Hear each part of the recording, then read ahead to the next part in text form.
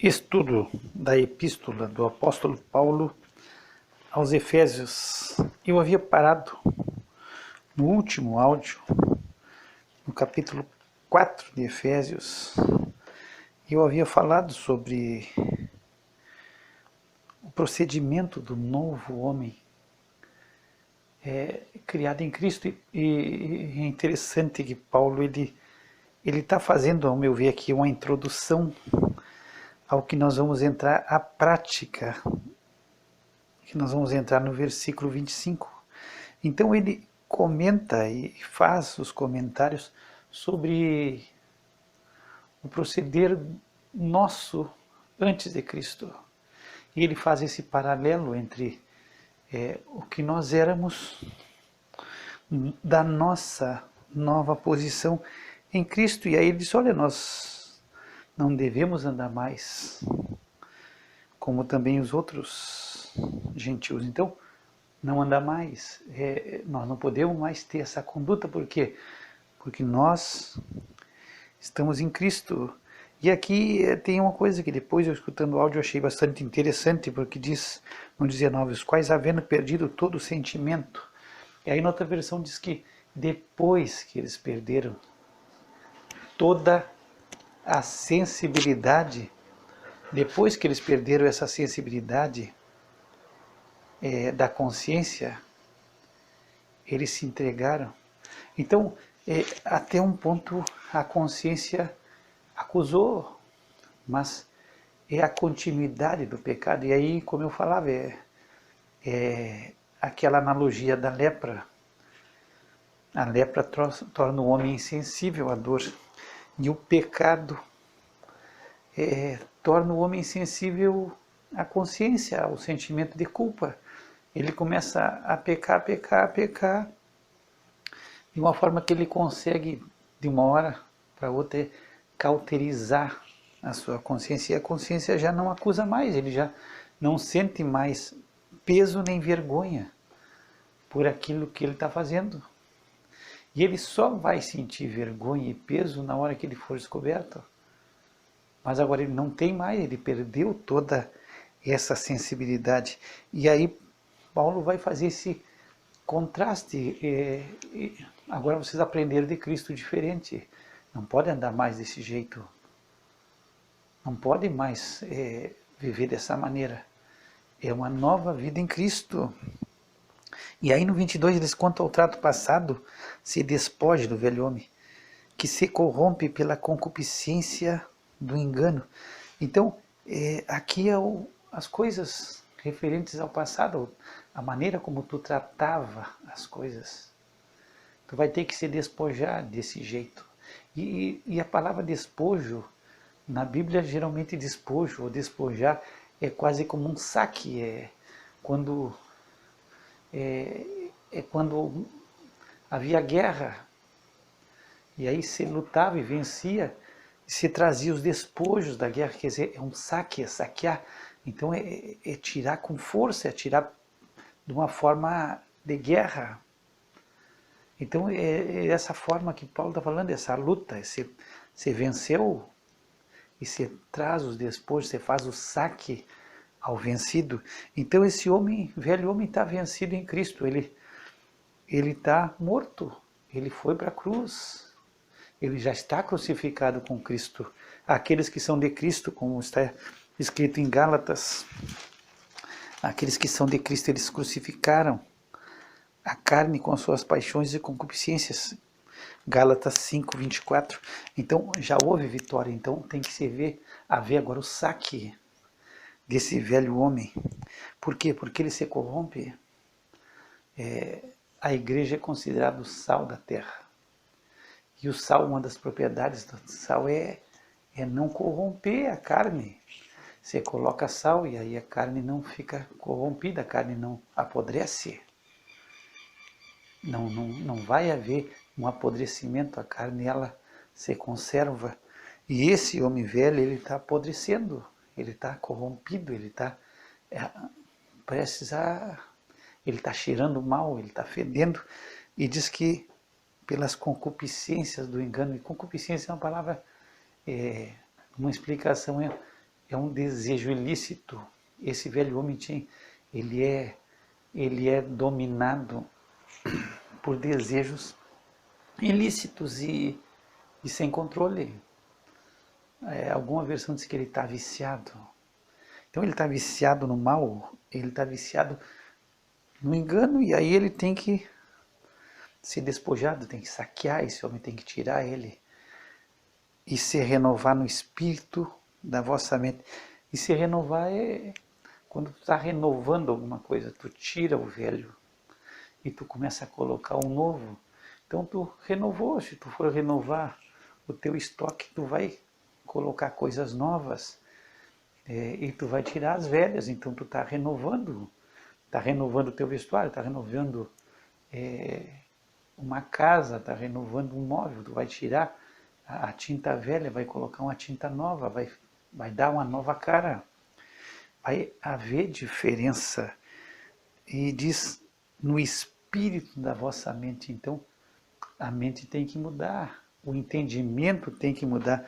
E aí nós vamos para Romanos 12, 2, quando Paulo diz: não vos conformeis a esse mundo, mas transformai-vos pela renovação do vosso entendimento, para que experimenteis qual seja a boa, agradável e perfeita vontade de Deus. Então não sede conformados com este mundo. O mundo, ele jaz no maligno. Isso o apóstolo João escreveu na sua primeira epístola, no capítulo 5, no verso 19. Em outra versão diz que o mundo está sob o controle do maligno. Então, tu não pode ser conformado, te deixar conformar, não ser de conformado. Quer dizer, tu é enrolado e aí tu começa a proceder de uma forma igual ao mundo. E o mundo está controlado pelo maligno. E não é o sistema, é a forma de agir. É a busca do teu, é eu, e tu vai buscar sempre o teu. E o cristianismo é buscar o que é dos outros. É buscar o interesse do corpo de Cristo e ajudar mutuamente. E tu não pensar, como está escrito em Filipenses, nas tuas coisas, no que é propriamente teu.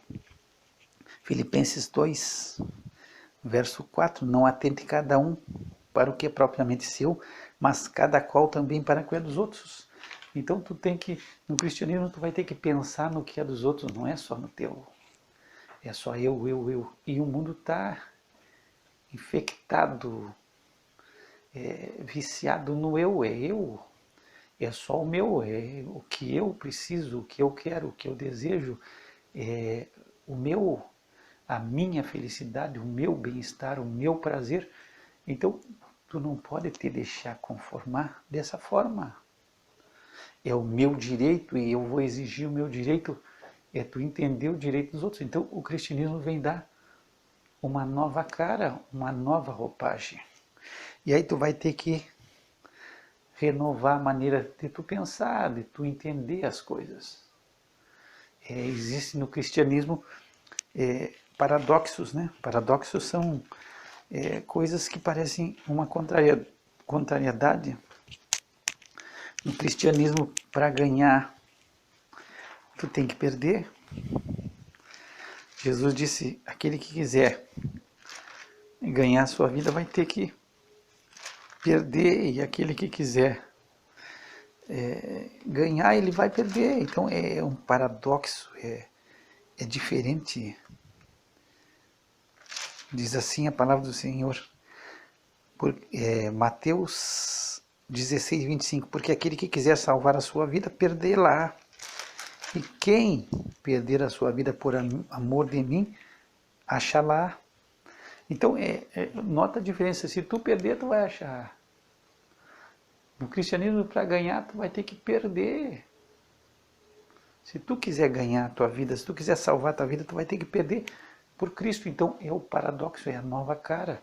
E aí tu vai ter que mudar essas coisas velhas que a gente pensa e que a gente herdou do mundo. Vai ter que tirar esses pensamentos velhos, essa ideia velha, para renovar pelo novo que é a palavra de Deus.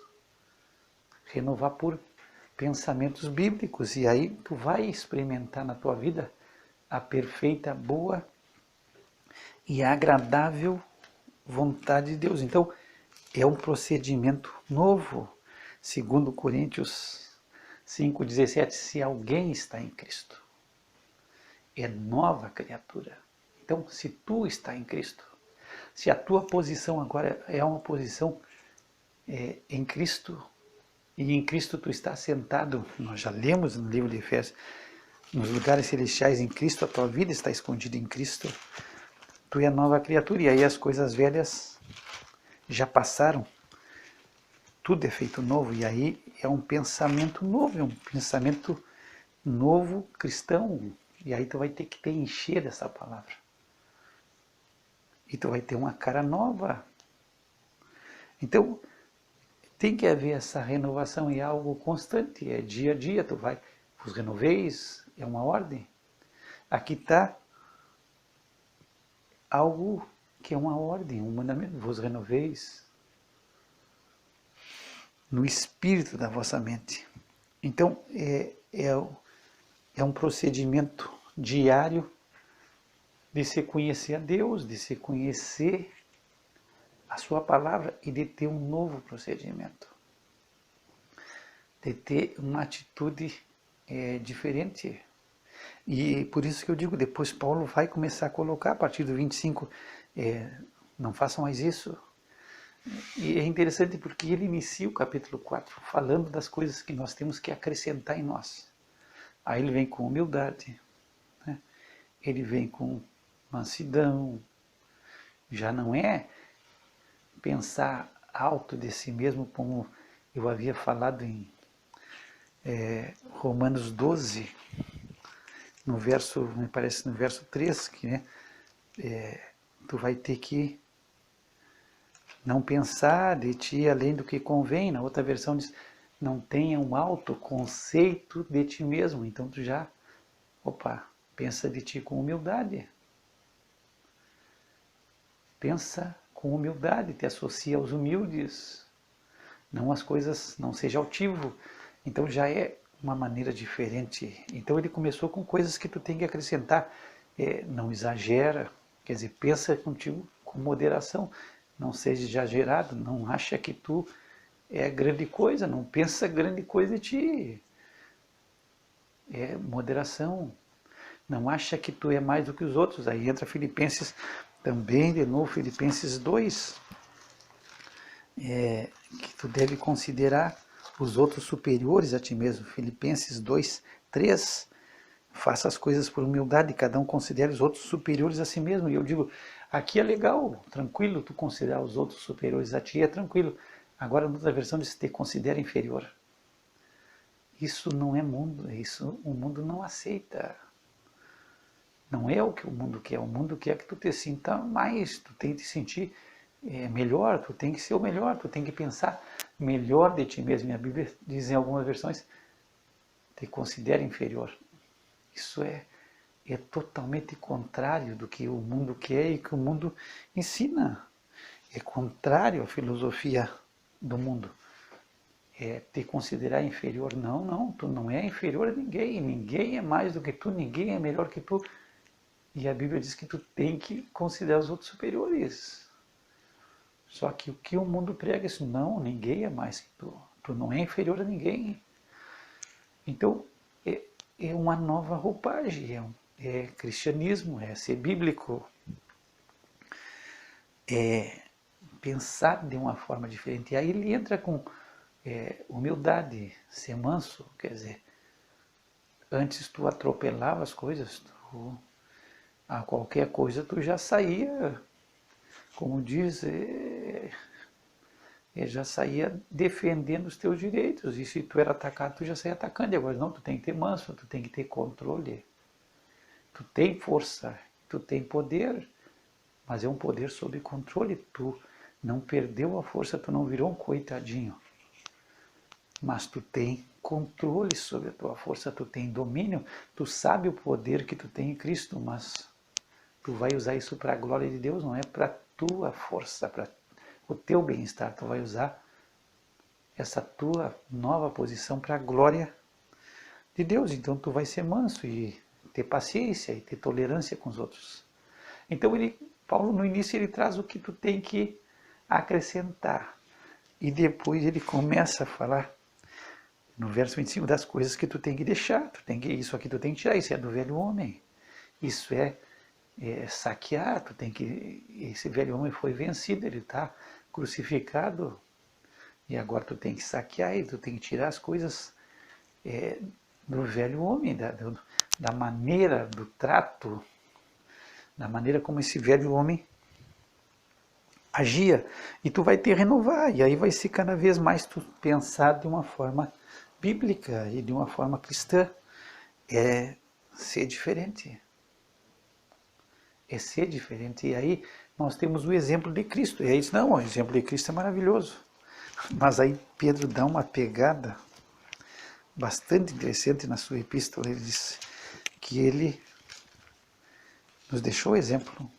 Tu pega em 1 Pedro 2, verso 21, diz: porque para isso sois chamados, como também Cristo padeceu por nós, deixando-nos o exemplo. Bom, aí Pedro podia acabar aqui, Cristo padeceu, nos deixou um exemplo. Um exemplo de Cristo. Mas ele diz assim, para que tu siga as suas pisadas. Então, não é só um exemplo para te achar bonito.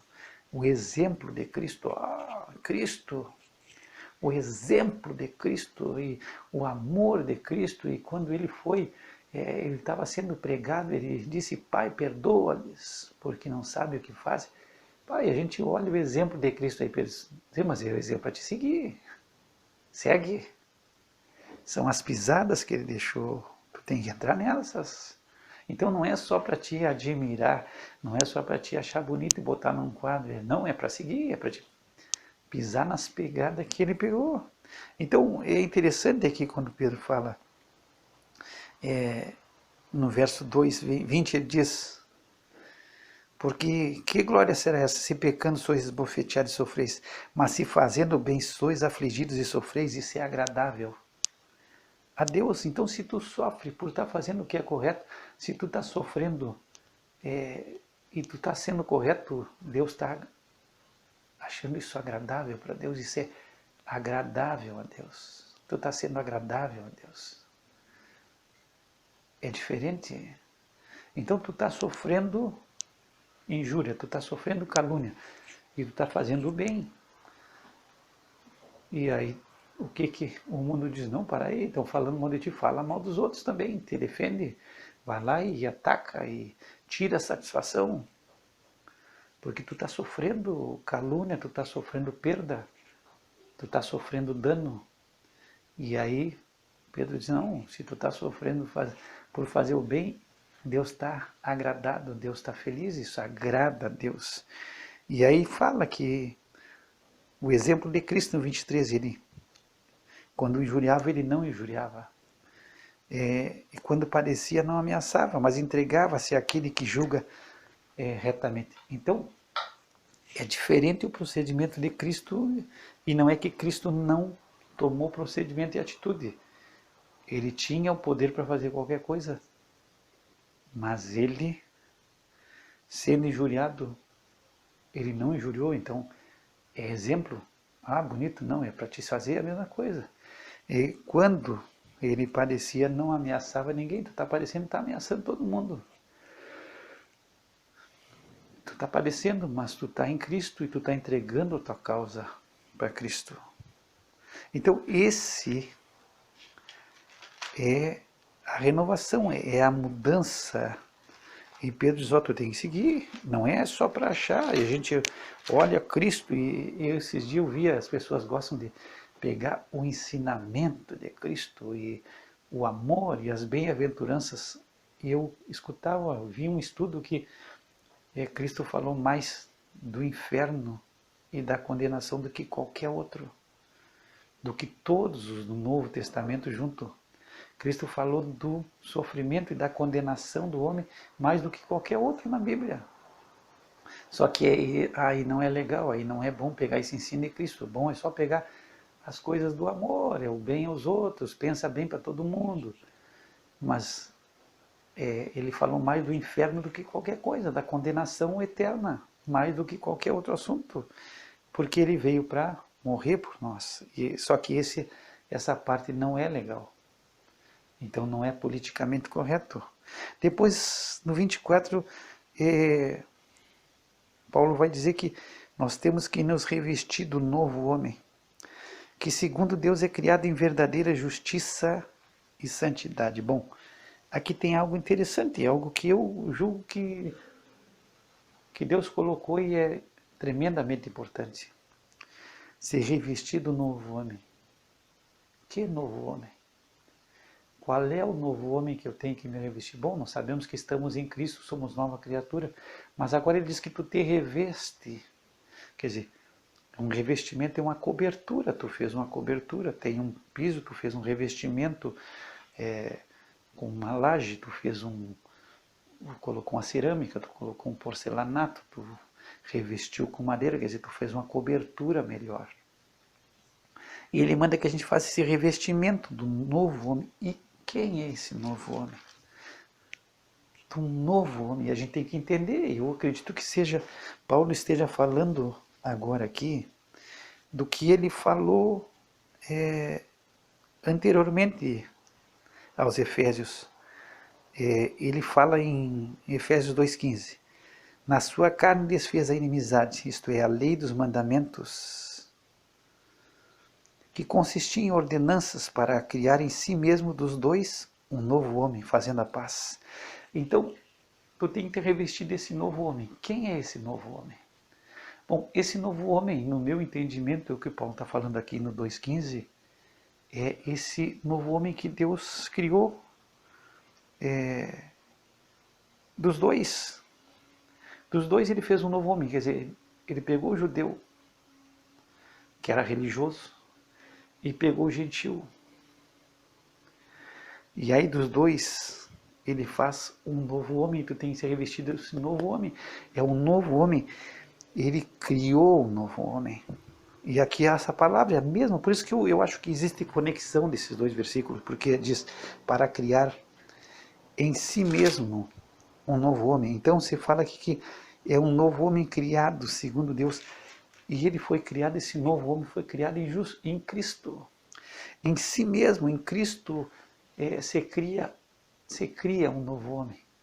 E esse novo homem é dos dois, do judeu, que estava perto, que era religioso, que tinha lei, e do gentil, que não tinha lei, mas tinha a consciência, tinha entendimento e estava longe de Deus. Não tinha lei escrita. Embora que Deus se manifestasse pelas obras da natureza. Mas ele fez um novo homem em si, criou um novo homem. E nesse novo homem nós temos que nos revestir. E aí Paulo diz que é criado em verdadeira justiça e santidade. Bom, aqui tem algo interessante, porque Paulo diz aos romanos que pelas obras da lei ninguém vai ser justificado. E que nós, se tu pegar, nós vamos pegar agora, Romanos 5, tendo sido, pois, justificados pela fé, temos paz com Deus, por nosso Senhor Jesus Cristo. Então, nós recebemos a justiça de Deus em Cristo. Então, dos dois se cria em Cristo, cria um novo homem. E é pela fé, se nós pegar Romanos 3,21, mas agora se manifestou sem lei a justiça de Deus, tendo testemunho da lei e dos profetas, isto é, a justiça de Deus pela fé em Jesus Cristo, para todos e sobre todos os que creem, porque não há diferença. Então, aqui quando ele fala o testemunho da lei e dos profetas, é do Velho Testamento. Se entende que ele está falando do Velho Testamento. E aí a justiça de Deus se manifesta pela fé em Cristo. Então, em Cristo, a justiça de Deus, ela se completa. E nós vamos receber essa justiça. Nós somos justificados pela fé em Cristo. Então agora nós somos verdadeiramente justos. E aí nós vamos aqui para Romanos ainda, no capítulo 9. no verso 30, que diz assim: que diremos, pois? Que os gentios que não buscavam a justiça alcançaram a justiça? Sim, mas a justiça que é pela fé. Mas Israel, que buscava a lei da justiça, não chegou à lei da justiça. Por quê? Porque não foi pela fé, mas como pelas obras da lei, pois tropeçaram na pedra de tropeço. Então, eles não alcançaram a justiça. Então, eles receberam a lei, tinham a lei e os profetas, o Velho Testamento, mas eles não alcançam a lei porque eles não vêm pela fé. E agora todos são justificados pela fé em Cristo. Então, é esse novo homem que juntou judeus e gentios e são justos em Cristo. Então esse novo homem, ele é criado em verdadeira justiça. Bom, agora ele recebe em Cristo a justiça de Deus. Os judeus não alcançaram a justiça porque eles não vieram pela fé. E agora os gentios alcançam. E aí gentios e judeus, eles alcançam agora a justiça de Deus pela fé. E essa é a verdadeira justiça, pela fé em Cristo. Faz parte das bênçãos espirituais que estão escritas em Efésios 1:3, que Deus, bendito Deus e Pai de nosso Senhor Jesus Cristo, o qual nos abençoou com todas as bênçãos espirituais. Então nós recebemos a justiça de Cristo. Isso é bênção espiritual. Nós recebemos agora essa justiça de Deus. Então, o judeu, ele não alcançou a justiça porque ele veio pelas obras da lei. Pelas obras da lei, nenhuma carne, Paulo diz, vai ser justificada. E eles não vieram pela fé. Então, eles não tinham justiça. Agora, esse novo homem que é criado em Cristo, ele alcança a justiça. Romanos 3:20, por isso, nenhuma carne será justificada diante dele pelas obras da lei. Porque pela lei vem o conhecimento do pecado. Então, ninguém poderia ser justificado pela lei. E agora esse novo homem criado em Cristo, ele recebe a justiça de Cristo, é bênção espiritual. Esse novo homem, ele já está justificado, ele recebeu a verdadeira justiça, a justiça de Deus, que vem pela fé em Cristo. Então, esse homem é criado em Cristo. Tu recebeu a justiça de Cristo imputada. Deus te olha para ti e ele te vê através de Cristo justificado. Tu és justo em Cristo. Tu recebeu a justiça de Deus. Tu não foi só perdoado. Tu não recebeu só o perdão dos teus pecados, mas pela fé em Cristo tu recebe a justiça de Deus. E não é só a santidade de Cristo te é imputada. Tu és santo em Cristo. Tu recebe a santidade de Cristo e, de novo, faz parte das bênçãos espirituais. Nós fomos abençoados com todas as bênçãos espirituais nos lugares celestiais em Cristo. Então, em Cristo, tu recebeu essa bênção espiritual, tu é considerado santo. É por isso que nas cartas que o apóstolo Paulo escreve, ele escreve sempre aos santos. Bom, mas ninguém é santo. Mas quando Deus nos olha, Ele nos olha em Cristo, e aí nós recebemos a santidade de Cristo. Já nos foi imputada, embora que nós, é uma santidade que nós recebemos na nossa conversão, nós somos santos, e eu já falei isso aí no outro áudio. E aí depois, tu vai buscar a santidade diária, e nós vamos ter a santificação que nós vamos ter, que é a nossa glorificação, que aí é a consumação, quando nós vamos ser glorificados em Cristo. Mas automaticamente, em Cristo, esse novo homem é diferente. Você faz um novo homem de um judeu tirado do judaísmo e de um gentil tirado de uma vida totalmente alheia de Deus, e ele entra na igreja. E ele é colocado no corpo de Cristo. E aí ele se torna santo e justo em Cristo, porque ele está inserido no corpo de Cristo. Não sei se tu consegue entender. Essa é a verdadeira justiça, é a justiça que vem pela fé, não pelas obras da lei, é a santidade que tu recebe de Cristo. E no outro áudio eu vou falar um pouquinho mais sobre a santidade, essa santidade eu já falei, mas não custa nós voltarmos a falar sobre a santidade que nós recebemos em Cristo, a santidade presente e a santidade futura. 3 etapas. E eu vou falar sobre isso só para não... E não vou começar a falar agora para não estender, mas depois nós vamos falar sobre essa santidade. Então, nós somos santos em Cristo. Por quê? Porque tu entra no corpo de Cristo, tu é separado. Santo é ágios, do grego é ágios. Então, tu é separado, tu é tirado do mundo.